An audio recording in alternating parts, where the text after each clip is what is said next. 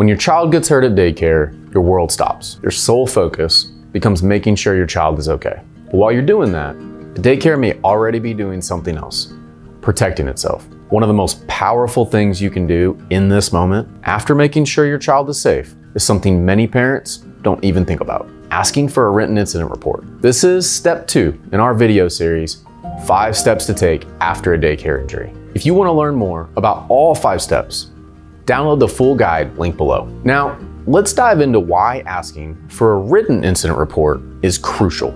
Without an incident report, the daycare can change its story later. They can claim your child wasn't injured at the daycare. They can also say what they told you at pickup isn't true. We've seen this happen.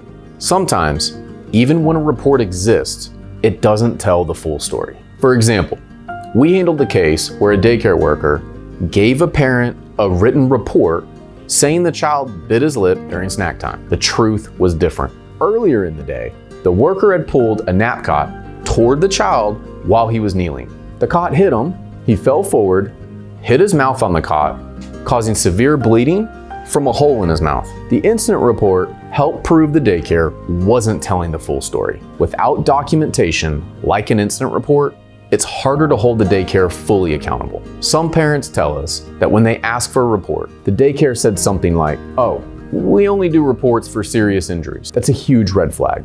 Daycare workers should not be the ones deciding what's serious and what's not. A bump or bruise might seem minor, but it could be a sign of something more serious, like a traumatic brain injury or signs of abuse. That's why daycares have a duty to report any and all injuries that occur. So what should you do if the daycare refuses to give you an incident report? Write one yourself. Take out a piece of paper or your phone and record the date and time, where the injury happened, and what the daycare told you. Include how your child was acting, how you were notified, and the names of any staff members you spoke with. Sign it at the bottom, email or hand a copy to the daycare, but keep the original for yourself. Even if your child didn't have a visible injury, it's still worth asking for an incident report. Some injuries don't show up right away, such as emotional trauma or head injuries. Plus, if something similar happens in the future, that documentation can help show a pattern. So to recap, make sure there's a written record of any incident at your child's daycare.